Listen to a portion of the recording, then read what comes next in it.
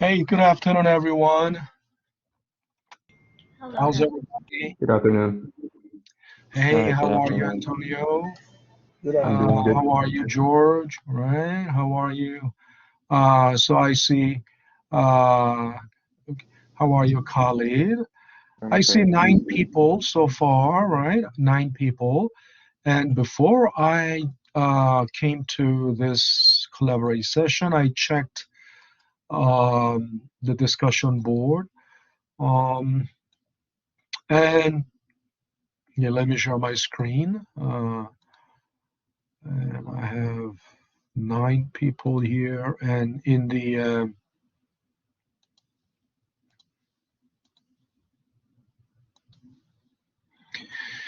so in today's forum there are so everyone here, everyone there are 9 people, and eight people. So we have see, let's check. So now 10 people in the discussion board, and I have 10 people here. So I have exactly 10 people. Everyone that's signed in to today's forum is present here in the collaborate session. And I also sent out this. I don't know if you guys have received it yet or not. This is not your class. 1300. Um,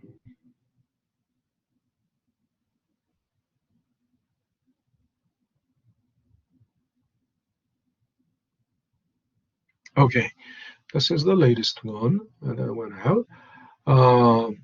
And this is basically class protocol, right?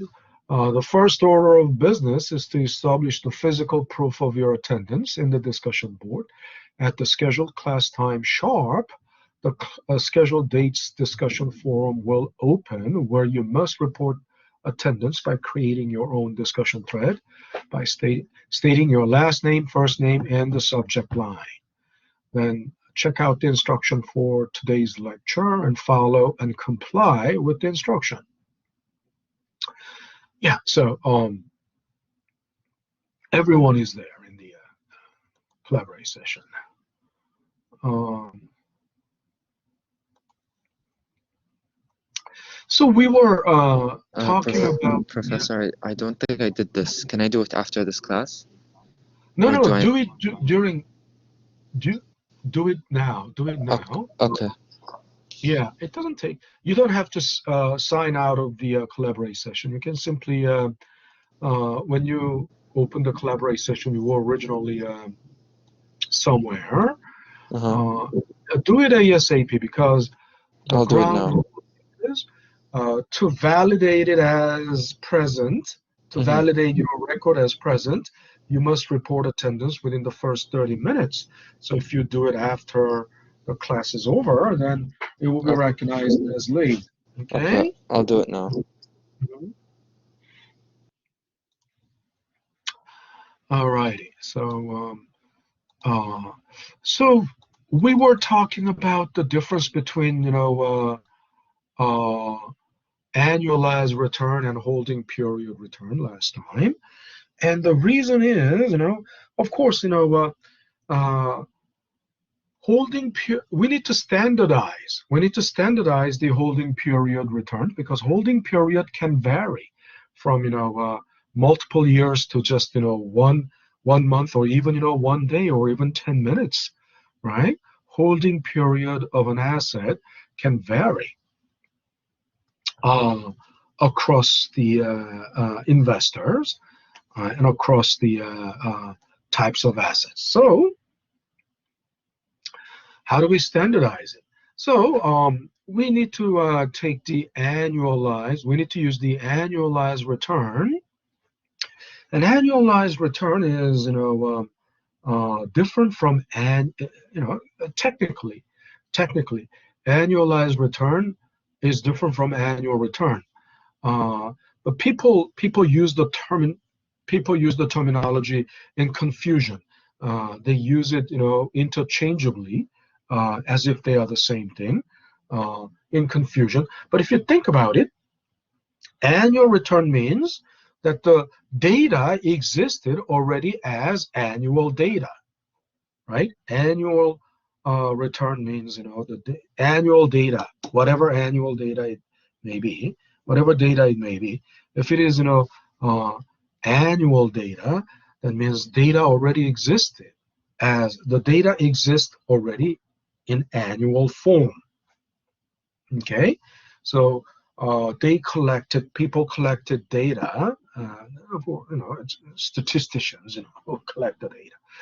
Data was already collected in annual form. They were measured at the end of the year, and collected. And annualized means it wasn't originally in annual form, but then they artificially turned it into annual form. So it's annualized, right? So it's like this.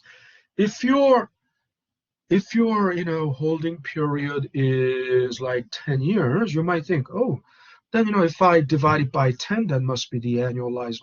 Uh, it's not exactly correct. The rationale, the reasoning is okay, but there is something missing in that reasoning. Um, if you just divide it by 10, then that's called the simple average. And we don't use, when there is time dimension, it's not simple average. You cannot use simple average. Now, another reason, so for example, you were holding this stock for just 1 month, 30 days, right? 1 month, and you got 10% return for 1 month. Then the holding period was less than 1 year. It's just 1 month. So how do you annualize it? Then you might think, oh, because it was 1 month, I just multiply it by 12. No, no, that is absolutely wrong. Why? First of all, you've had it only for 1 month, and how can you guarantee? Where is the guarantee that the next month and the month after the next will still continue to give you 10%? Right?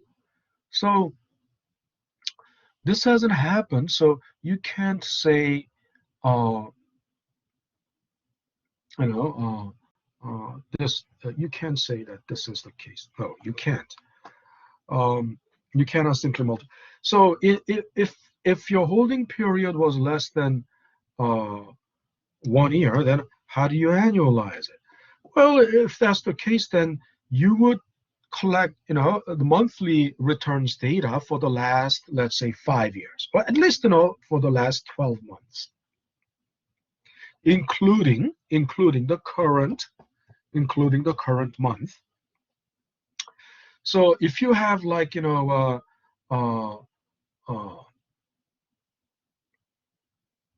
if you have, data for the last 5 years, monthly, then there will be like 60 data points, 60, right? 60 data points. Now, what do? You take the average of all these 60 data points, right? So there will be some average of, those 60 monthly returns, and then you raise it to, 1 plus this average raised to 12th power. And that's going to be the annualized return in that case. But you might wonder why raise it to 12. Then it's simply, multiply. No, no.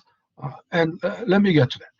Now, so we need to think about the concept of, average, because when we, so far, at the average, the idea of average that you've known so far is nothing but simple average or arithmetic average, simple average.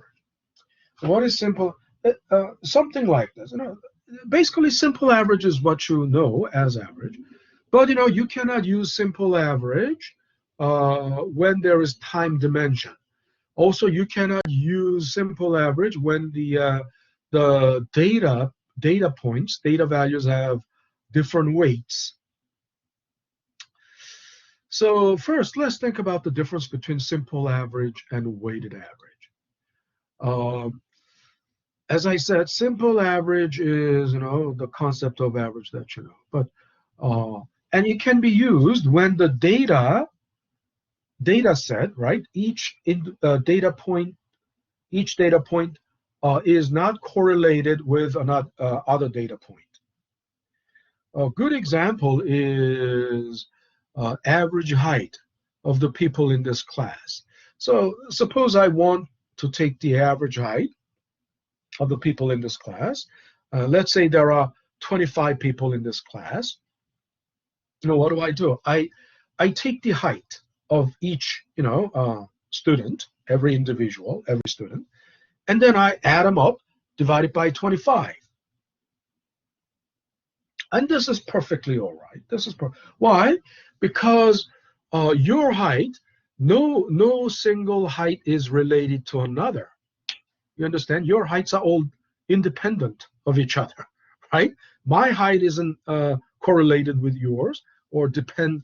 My height doesn't depend on your height. Your height doesn't depend on his height. His height doesn't depend on her height, right? Everyone's height is totally independent independent variable, right?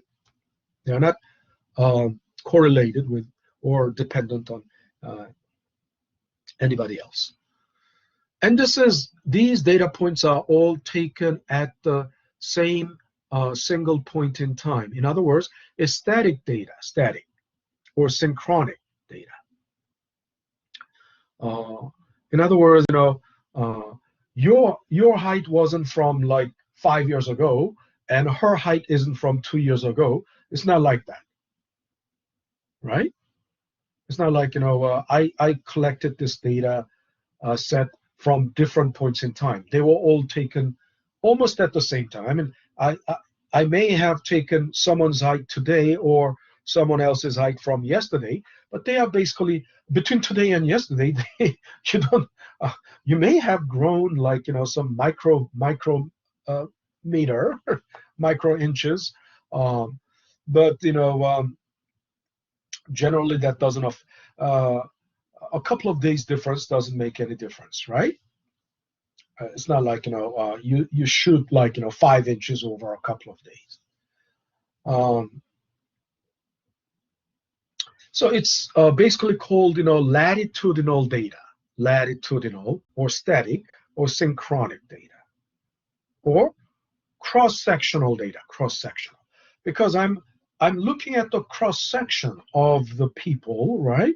The height of the people.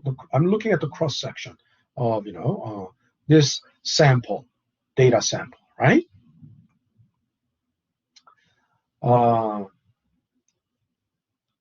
So in that case, you use simple average.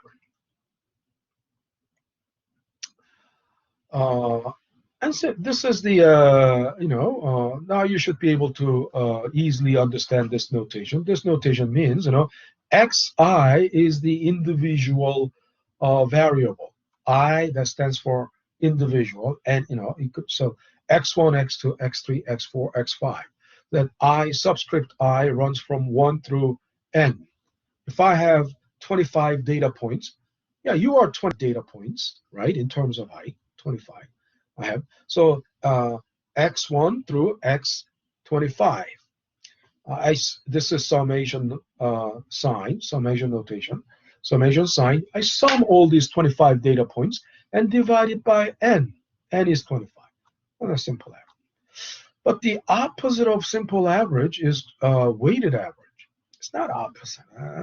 And simple average is also called arithmetic average.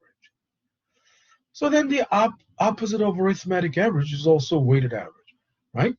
Because simple and, but then I wrote it like this. I mean, this is not really meaningful, but just because there are two terms, opposite of the arithmetic average is, geometric average. Actually, geometric average is just a type of weighted average. It's one kind of weighted average. Geometric average is time-weighted average, time-weighted. Okay?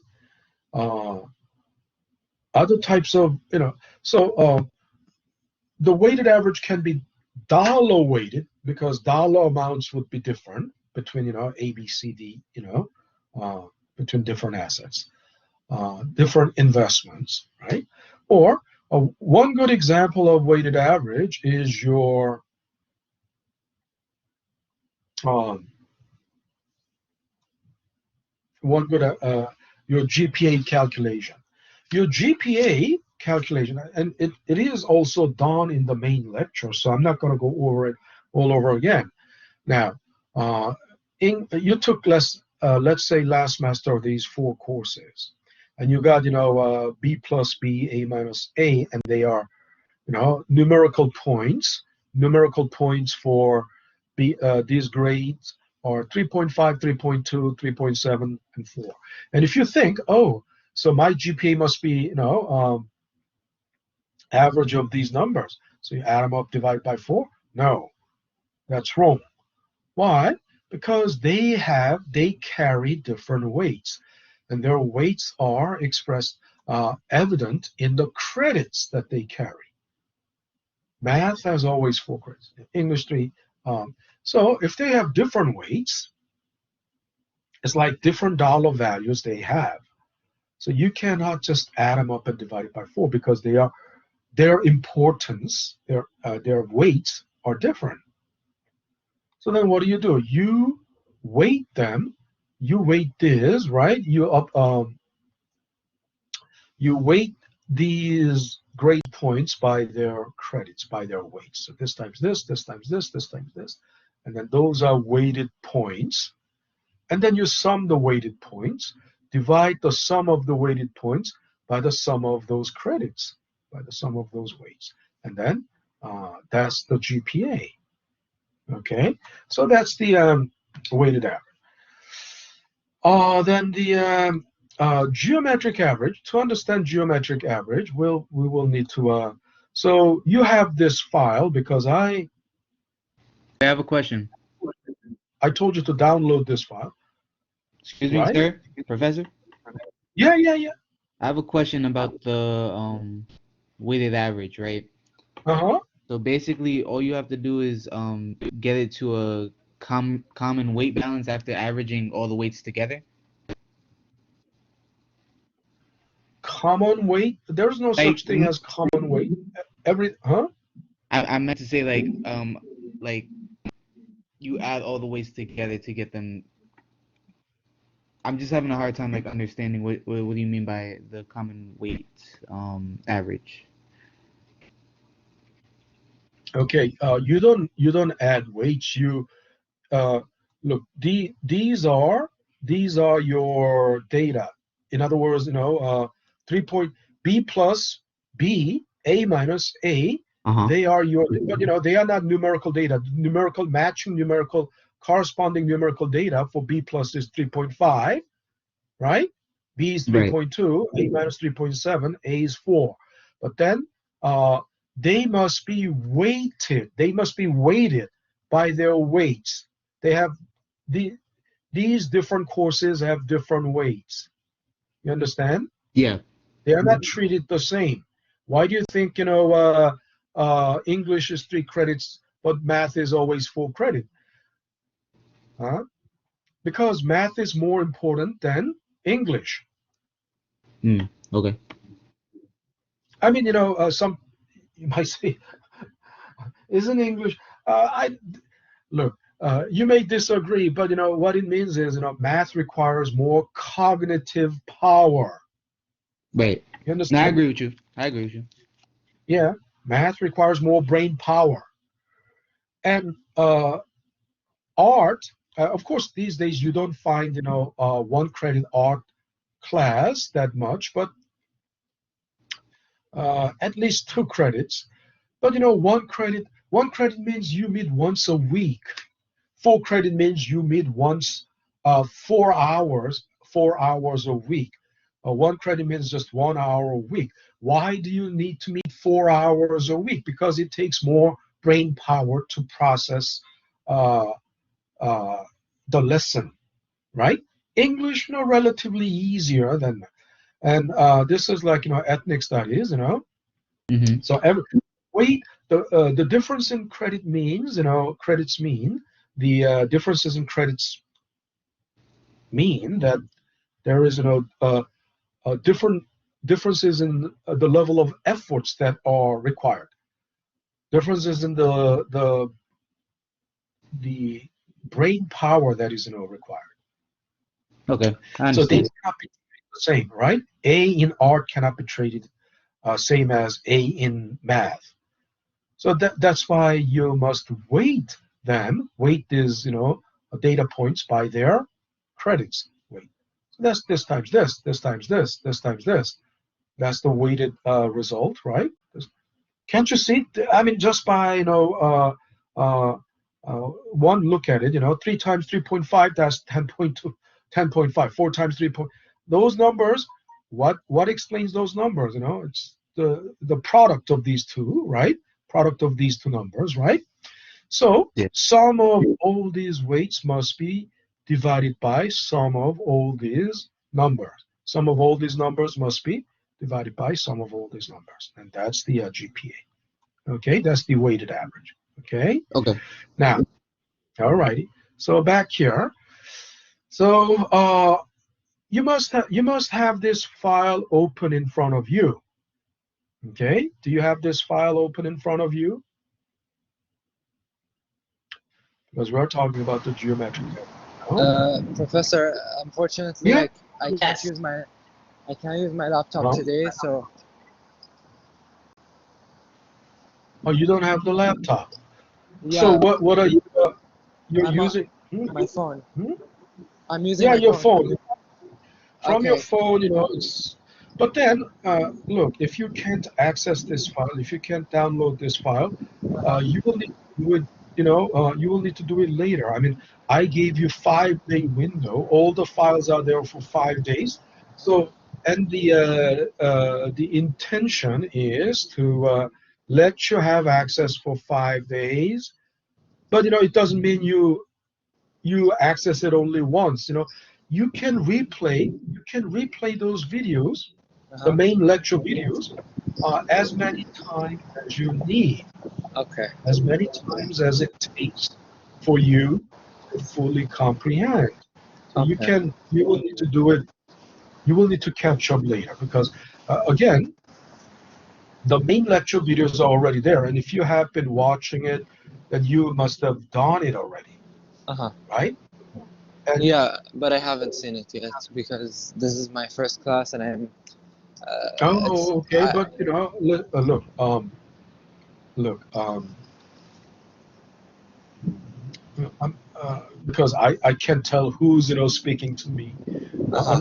unless and I don't know, just by hearing, I don't know if this is your first day or not. But Yeah. look, let me show you. This is your in the folder, right? The first topic, right? Yeah. Course materials, right? Okay. And there are folders, by topics, but of Uh-huh. course you cannot see them. You cannot see all of them, but you can see only this one because this folder topic one will be the one that is visible to you. And if you click on that, inside, um, these files, this is the Excel file. This is the Excel. You must download all of these files. Okay. And even with your phone, I guess you can. If your phone has, Excel, um, if you have, I No, I I I have have a Excel. I I have have all I Microsoft.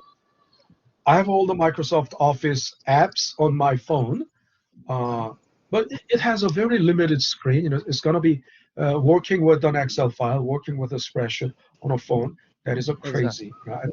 It Yeah. just doesn't work that I well. have You don't I have have the a full. laptop. I have a laptop. I just can't access it right now because I'm on campus and there's no internet. Okay. Yeah, because my class, Um, my previous class just ended, so I don't have time to go home. no, okay. Look, But that's fine. I mean, I can download all the files when I get home. on my laptop. Yeah. Do it when you get home. I'm just showing you. I'm showing you Thank you. what's there. And you have already missed the video 1 and 2 because they are Yeah. there only for 5 days. Um, Uh-huh. but from video 3, you may be able to catch up. And Okay. and currently, these are the videos that are visible to you. And Okay. these two are not videos; they are just the links. Uh-huh. And Okay. after every class, I post a recording. I post a recording of uh, August 25th session, August 30, this Monday session are all there. So With after today's this class, class meets on today's Mondays session and will be posted. Wednesdays. The recording of today's session will be there. Okay. Okay. So anyway, what was I? So if you have this file open in front of you, right? And I believe this is large enough for everyone. I want you to delete all the other columns. I want you to delete all the other cells except the initial data. Of course, you need to have initial input data. You cannot delete initial input data. If you do, then we have nothing to work on. So just leaving the initial input data, delete everything else. Okay, delete everything else. So here, this is basically data of house values. They are collected at the end of the year. Okay, and we talked about this. I believe we talked about this last time. Um, I hear some background noise, so if your microphone is not muted, please mute the microphone. Okay, please mute the microphone because the background noise is something like wind or um, I hear some background noise. So where was I? So think about it. Uh, let's say you bought a house at the end of 2015 and you sold it at the end of 2016. Okay. Now the data, the point where this data was collected, the time when this data was collected was at the end of the year. Of course, nobody buys house exactly on the last day of the year, but just you could have bought the house at any point in time, right? You could have bought it in January or March or in July or September. Uh, uh, but that's reality. That's reality. But just hypothetically, we assume for the simplicity of our thought experiment, right? For the sake of our thought experiment, we assume that we bought the house at the end of the year. And the reason for the data collection point to be end of the year is we talked about this, I believe. Um, Now, remember, the stock market opens, during the day's trading, right? Uh, there are 4 price points. You understand? Because the stock market opens at 9:30 and it closes at 4 p.m. Closes at 4 p.m. Opens at 9, closes at 4 p.m. So at least that means there are 2 price points. Opening price at the opening and the price at the closing of the market, right?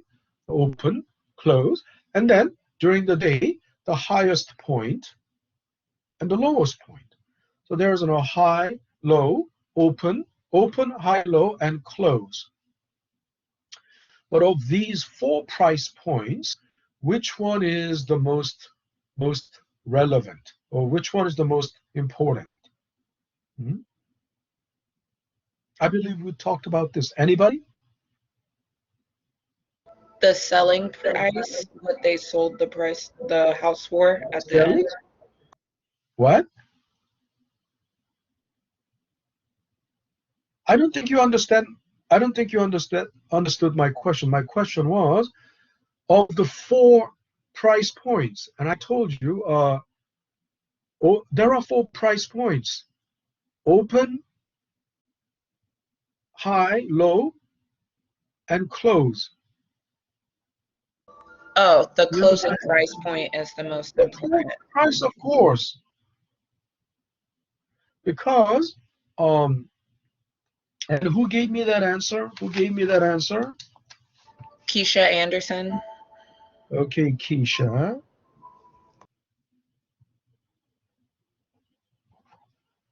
Okay, you got 0.25 for that. This is fnb100, section 1300, right?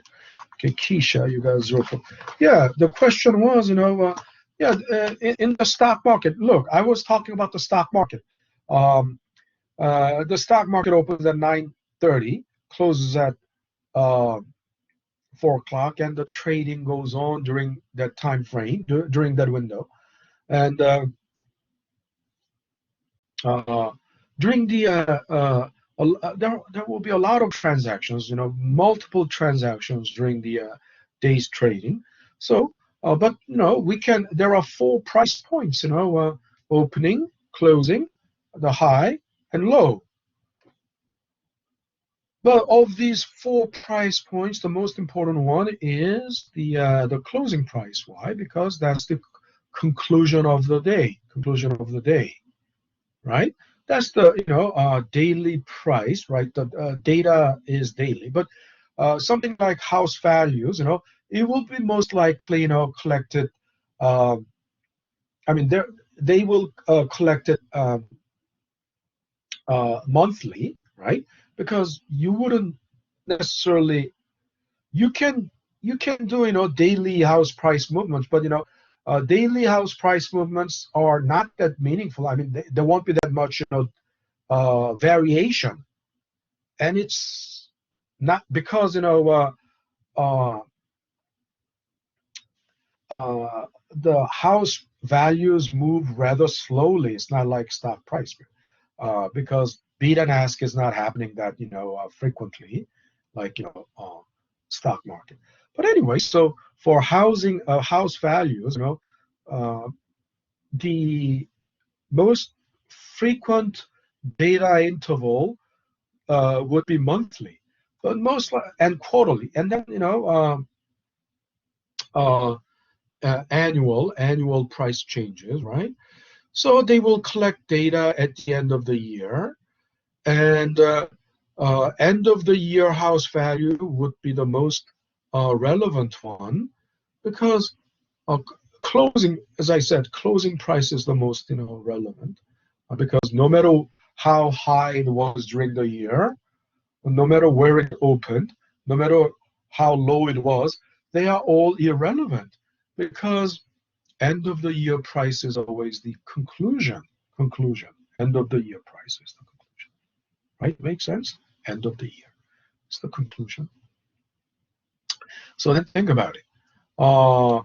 So we assume that you bought the house at the end of 2005, and at the end of each year, we collected the house value data. Some years they went up, but some years it went down. Especially 2007, there was housing market crash. So this is kind of realistic, considering it's not exactly the scenario is realistic. What I'm saying is that the house value may not be realistic. Of course, depending on the geographic location, there were probably, you could have bought a house for $150,000. But by the end of 2016, the house value was, grew from this to this. Okay, and then overall, the house value, overall, you can tell, the capital gains over all these years, over 11 years, is simply this minus this. You can tell, the capital gains over 11 years is 350K. Annually, the capital gains were this minus this, right? And then between 2015 and 2014, it's the same thing. So you don't have to, this minus this, you don't have to do it one by one because it's the same logic, right? It's just, this minus this, right? All you need to do, I'm going to just copy and paste it all the way down. So what did I just do? When you select a cell, if you select a cell, the cell, you see the border line. You will see the border around the cell. And then when you bring the cursor to this corner, I call that southeast corner, the border is broken and there's a square dot. There's a square dot there. Normally the cursor is a fat white cross, and then when you bring it to this corner, it turns into a thin black cross. And then that means, Excel is ready to copy. And then you gently hold down the left mouse button, gently hold down the left mouse button and drag it down. And the formula is being copied, so you don't have to do it every time, right? Okay, so that way you have annual capital gains, right? And you can tell some years we had, negative capital gain. That means loss. 2013 we had negative also capital gains or capital loss. And 2015 there was no change. Okay, 0. And this capital gain is what happened between the end of 2005 and end of 2006. So end of 2005 is the same thing as the beginning of 2006, right? End of 2005 is the same thing as beginning of 2006. You understand, right? December 31st, 12 midnight, December 31st is the same thing as 0 hour, January 1st. Right, makes sense? So therefore, this is basically capital gains during 2006, capital gains during 2007, and so on. Now, think about it. If these are annual capital gains over 11 years, then sum of all those numbers must be equal to this. And yes, if you do that, I will find out, sum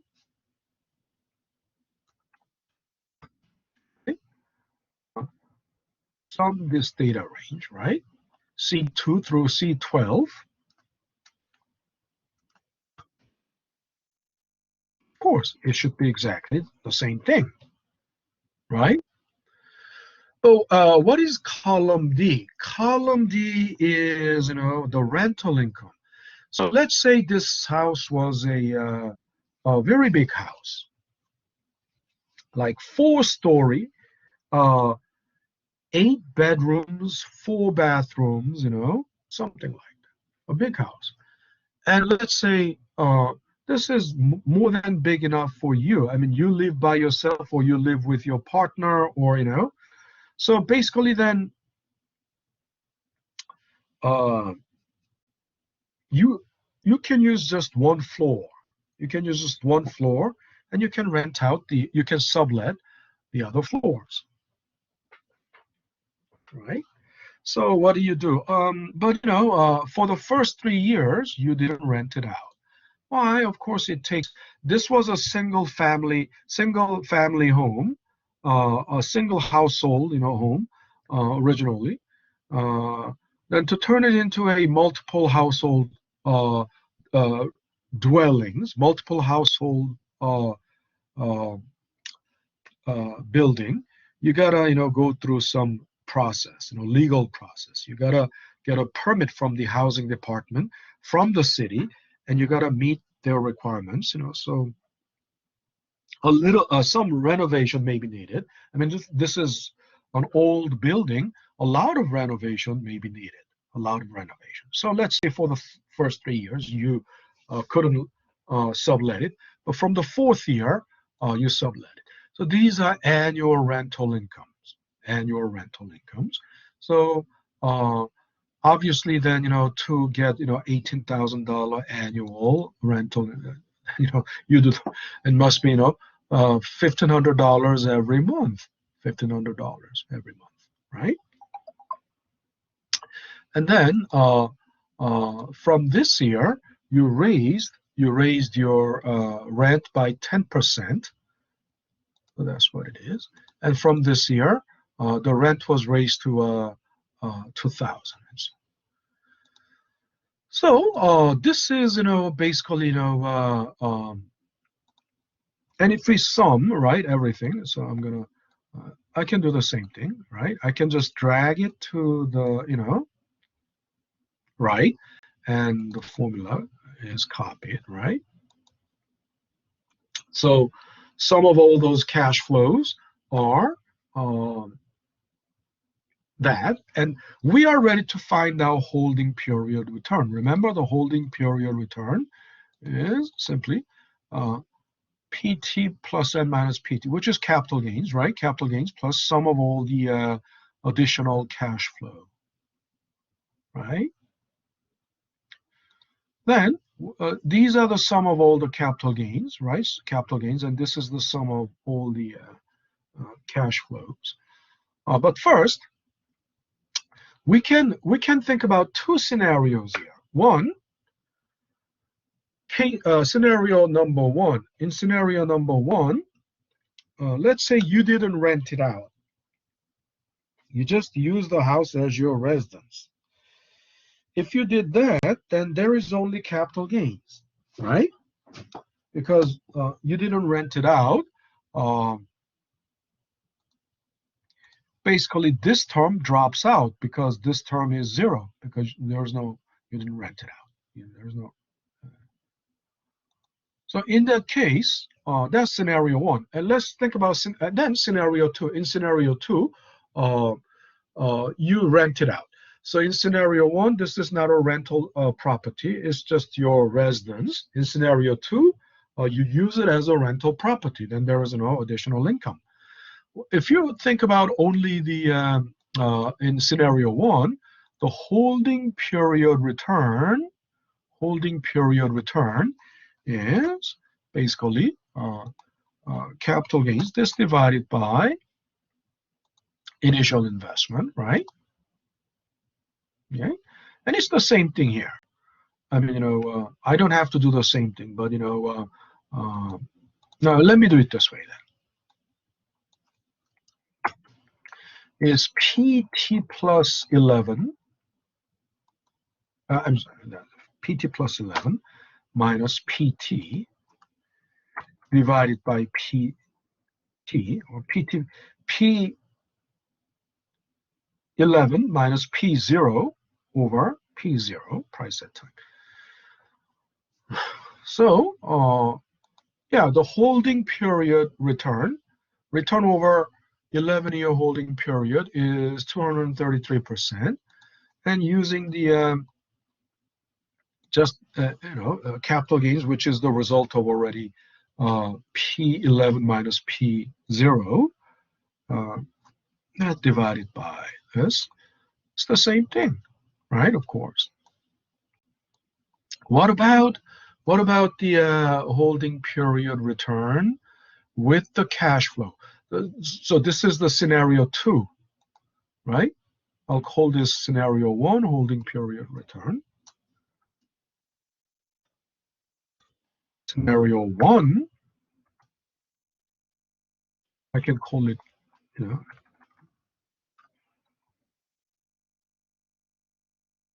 what happened? Why?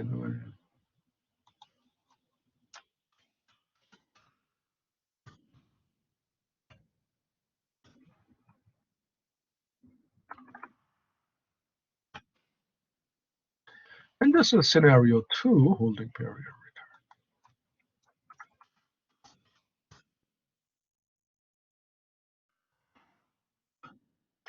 And in case of scenario 2, right?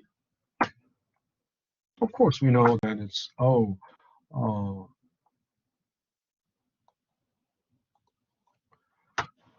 B2 minus B13, right? Plus sum of all the cash flows, right? Divided by B13. So this is exactly, I'm doing exactly what this formula is telling me to do, right? That's the holding period return in scenario 2. And of course, if I use, you know, I can simplify it further because I can use this as the capital gains over all those years, and you divide it by that and divide it by this, right? So far, any difficulty, any problem? No, you don't. Honestly, Professor, I'm just a bit lost, but when I get home, I need to catch up on all of this, and hopefully I'll be up to date. Oh, is that Khalid? Yes. Yeah. Well, look, I'm so confused. you're forgiven. Look, you don't have to apologize because you don't have access to you don't have Excel, so you do it at home, okay? Okay. You don't have to for now, just temporarily for now, you're forgiven, okay? Yeah, Don't yeah, worry of about course, of course. Thank you. It's 1:50, so the class is, you know, it should be over, but you know, we have a couple of things left, so just hang in there. Now, what is this? This is the growth rate. Column G is growth rate. Column F is return. What's the difference? Growth rate is simply the return. Growth rate is the growth rate in scenario 1. Return in scenario 1. In other words, when we have only in scenario 1, there's no additional income, right? No cash flow. It's only capital gain. So how do you find the growth rate? It's simple. You only need to, what you need to do is, this might, between 2016 and 2015, how much did it grow? This minus this.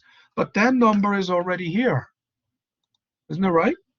And then the growth, this is the growth portion, the portion that grew over the initial value. Initial value is this, right? So we got this. And then it's the same logic, same formula. So you drag it down. Of course, you don't drag it all the way, only to this point because we don't have any more data prior to 2005, right? So annually, in 2006, it grew at this rate. In 2007, it grew at this rate. Of course, it was negative. Growth was negative because it was capital loss. And then what is what is the return? This is scenario 2, right? In scenario 2, there was not only capital gains, but also rental income. In this case, each year in 2016, capital gains was that, cash flow, rental income was that, and you divide it by, look, it's just exactly, you know, this formula, right? Holding period return. But this capital gain was over just 1 year. In other words, it's just PT plus 1 minus PT. And there was only one cash flow during that time, during that 1 year. And you divide it by the previous initial value, previous value. Then you and then you drag it down. Okay, then as you got these returns, so this is the return in scenario 1. This is the return. Column F is the return in scenario 2. And I also have the column H and column I automatically populated when I got these values, because I already built it, it's 1 plus growth rate, 1 plus return. So once these columns are populated, these columns are populated as well. Now so then think about it. Annually, the growth rates cannot be the same annually every year. I mean, it's only natural that the growth rates are uneven. So we're out of time, so we're gonna come back to this in the next class. But the next class is, look, next week, because of the holiday, the Labor Day and Rosh Hashanah and things like that, I don't think we meet next week, but I made. Sir, I believe we meet on Wednesday. Do we meet on Wednesday? No, Wednesday. Check the. I checked the Wednesday. calendar. But the main lecture is already there, so you are able to handle Wednesday. It's Rosh Hashanah.